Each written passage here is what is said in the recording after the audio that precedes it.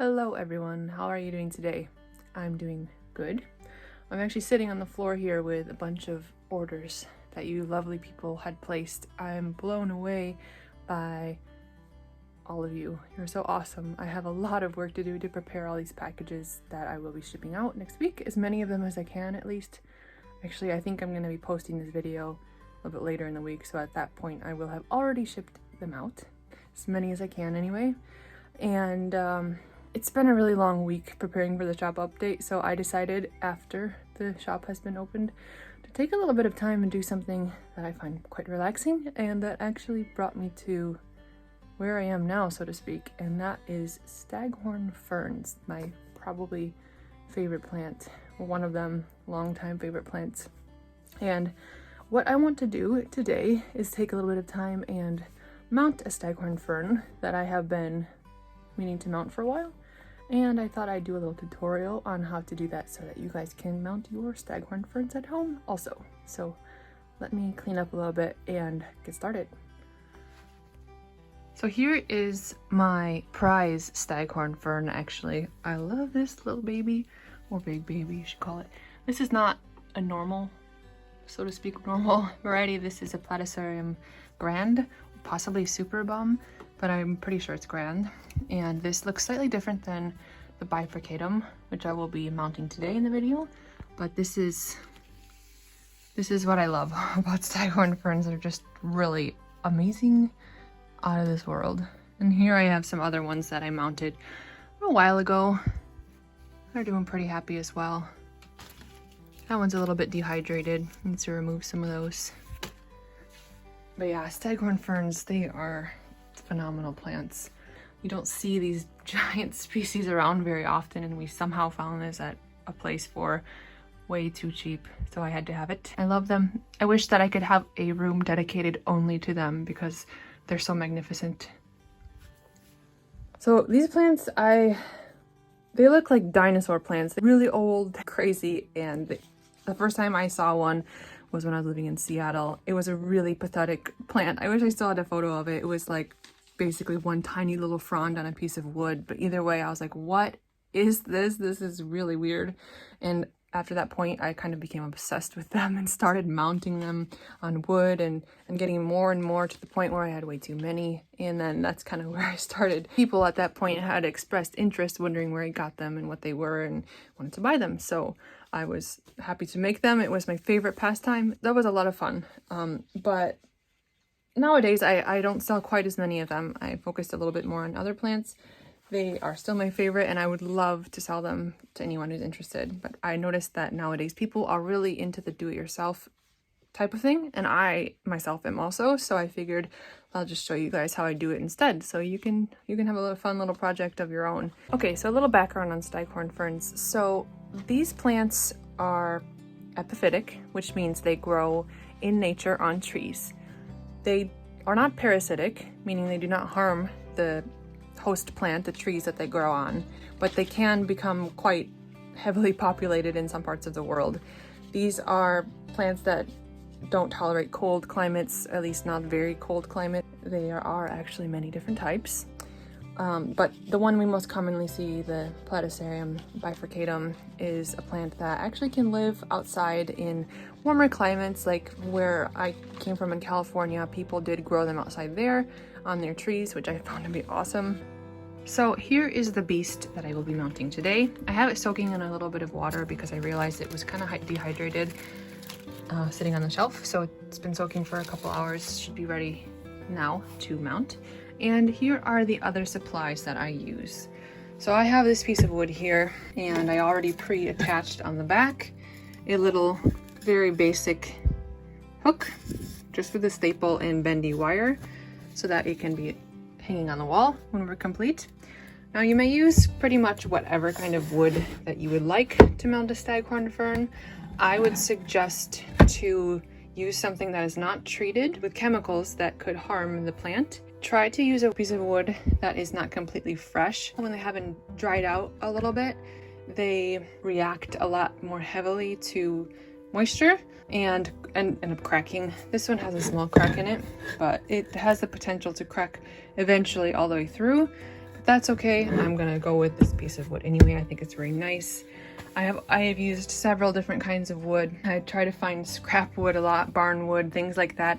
Barn wood and old wood is what works very best of all because it's been aged already and can tolerate a lot of moisture and expanding and things like that. So whatever you want to use. I've actually also used pallets, cutting up pallets, because pallet wood is generally very hardy. Just make sure there's no harsh chemicals treated on the pallet, and you can usually tell by markings on the pallet what they've used on that. And then I have some fishing line. I use 0.3 millimeters, and that's pretty heavy duty, or heavy enough to hold in the plant. And then I just have staples, just regular staples.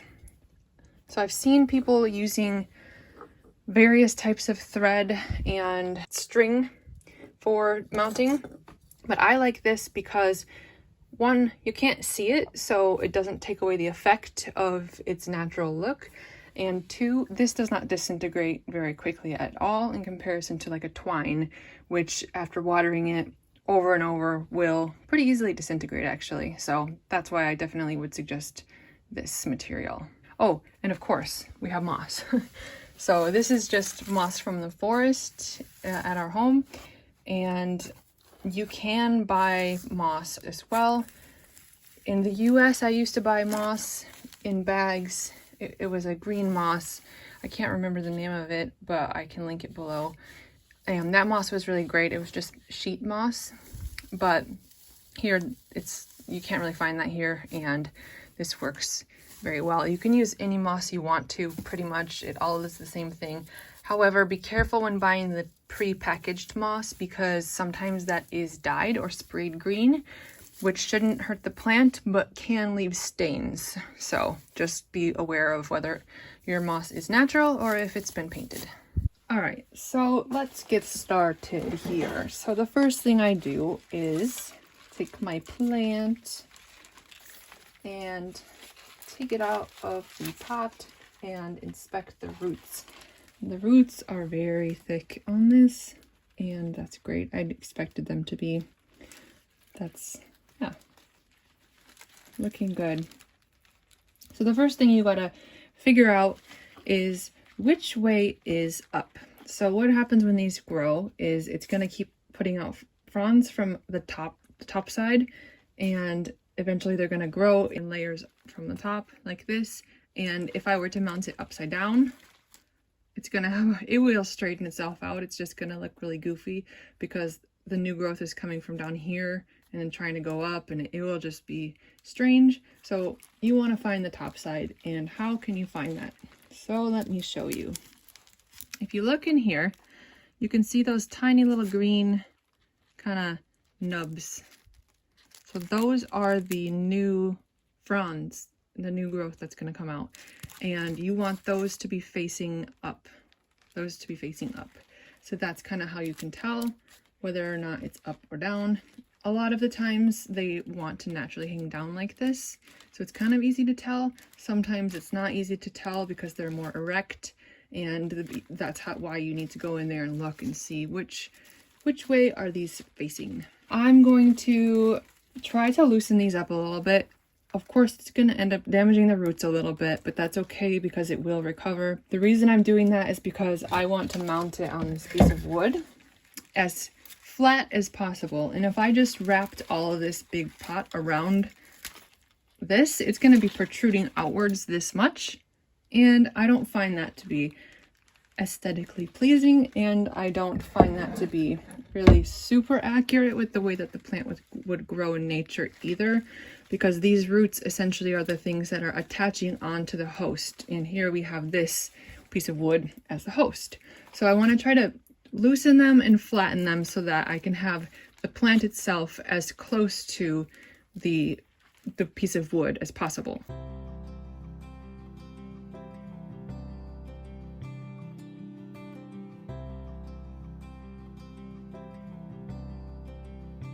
Okay, I'm actually feeling pretty good about that.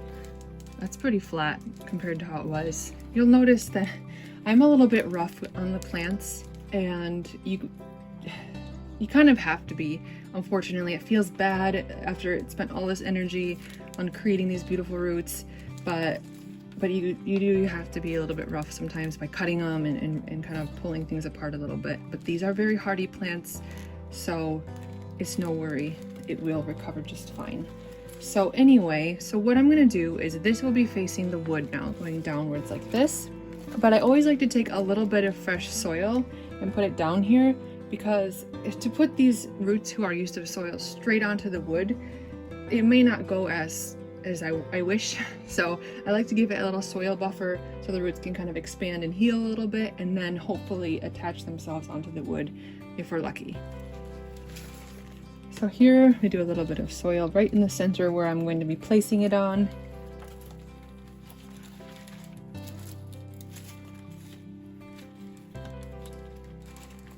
Okay, so that is looking pretty good.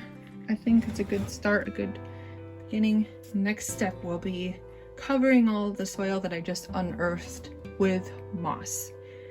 But I want to mention one other thing actually, and I don't have any bananas today. I wish I did, but I don't. One thing I often do when I'm doing this is I put banana peels in here as well. And the potassium works as a great fertilizer for the plant. Kind of helps as it disintegrates, fertilize the plant and just give it a little extra nutrients. And I actually do feed my Staghorn ferns bananas. I know that sounds bananas, but it's true.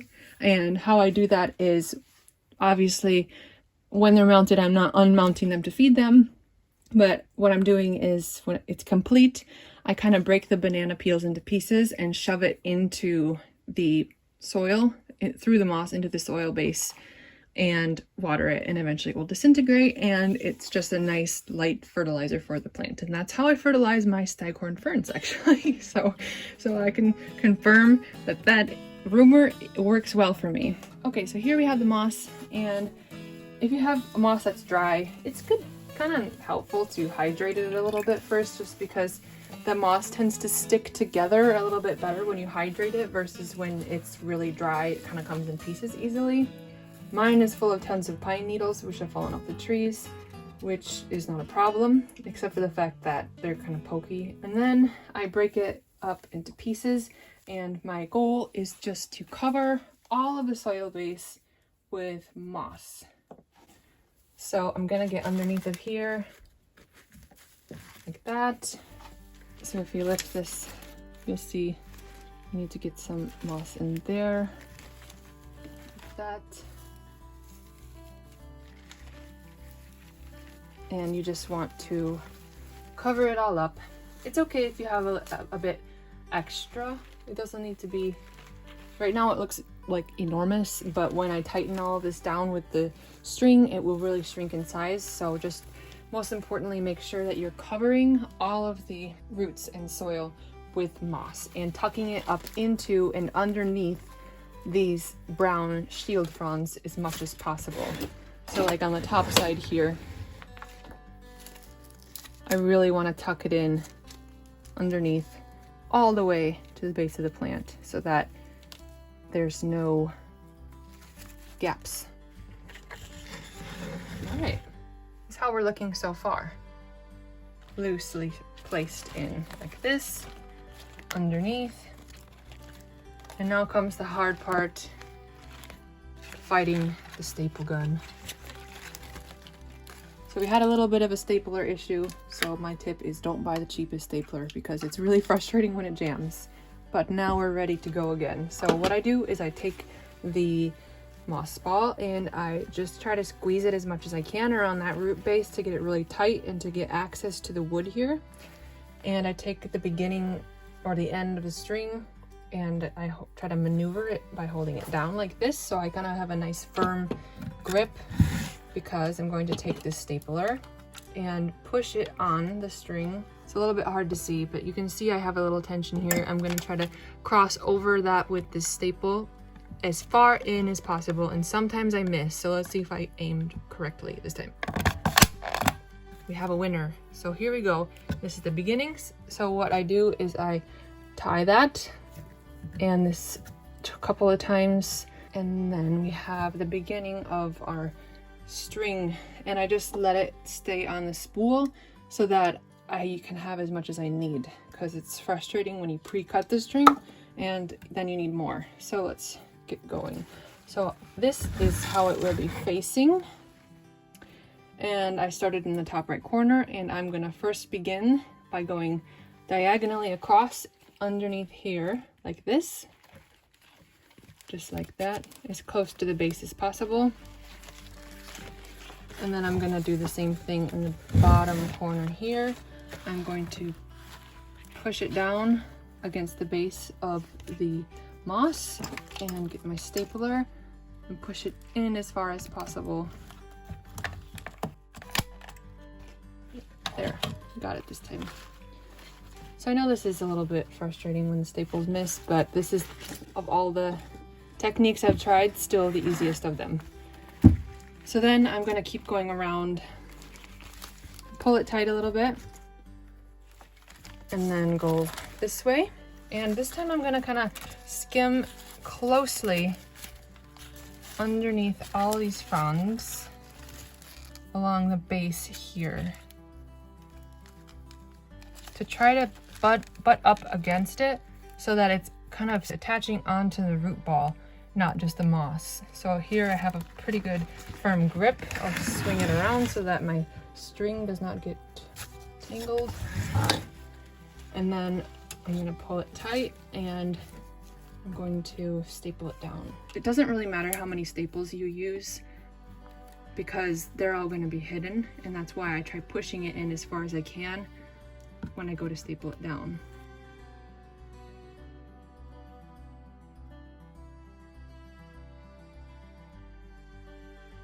So then I'm just gonna keep going around and around and around and doing that until I feel like it's pretty tight onto there.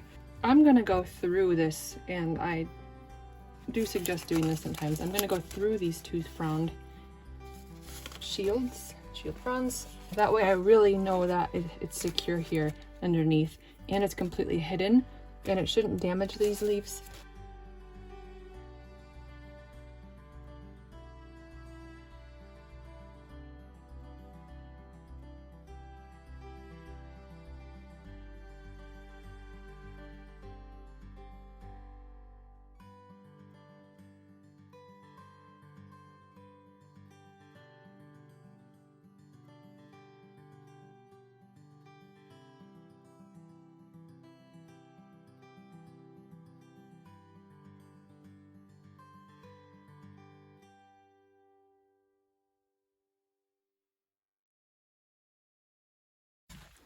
All right, so then I start at some point saying, how's it looking, how's it feeling, etc.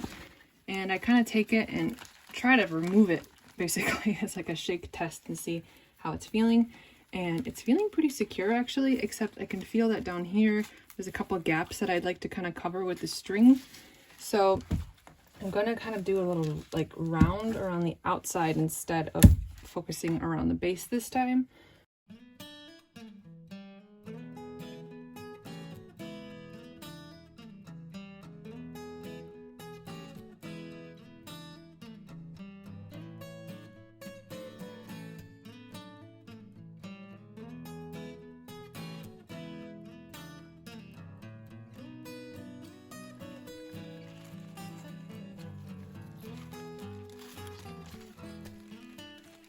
It's actually feeling pretty good, so I think I'm going to call it good. So then I take the string and pull it tight. And then I find the string that I begin with, which I just so luckily actually ended right next to, and I will cut it and tie them together. And then I cut it again after tying it about 3 times, and then just tuck those into the moss and you will not see them again. Okay, so here we have the little guy, and I'm just gonna go through and hide all of the extra strings and stuff. Here I have a couple of loose pieces. I'm just gonna cut them down, and then you do see a couple of the staple marks. So I'm just gonna take a little bit of loose moss and hide them.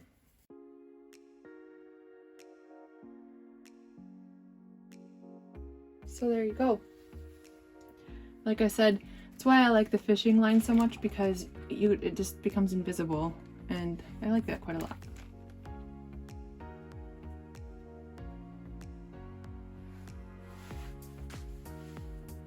So this plant itself does have several pups in it, so I decided to focus on this one, which I faced upwards, so that this one will continue to be the one upright. I mentioned previously that you need to make sure you have it facing upright, and that is true. However, many of the plants that are a little bit bigger do have multiple plants in the plant, such as this one. You can see there's also a little pup down here. That's okay. I could have removed that, but I decided to keep it. So this one down here will be able to do its thing and kind of sort itself out, while this one here will be the main one growing. And the next thing I will do is soak it in water. The easiest way I find to water these is by using either your shower faucet or a hose. Alternatively, if you have a large enough bucket, it works really well to submerge this whole board down into the water and let the moss absorb as much water as it wants, and then drip dry. But for today, I'm just going to be watering it with my hose. Since the plant was pretty wet when I potted it up, it doesn't actually need that much water, but I did just kind of give it a once over, make sure it's looking nice and good. And staghorn ferns do not need a whole lot of water, especially those who are in the northern hemisphere and have winter time. I go watering mine very sparingly, like less than once a month, I would say, and they're pretty happy that way. And I am pretty happy with this. So I will add it to the collection now. So there's the new baby hanging out with the rest. Looking pretty good. And that's the thing I like about them as well, is they go on the wall. So they're not competing for floor space with anything else or shelf space. Yeah.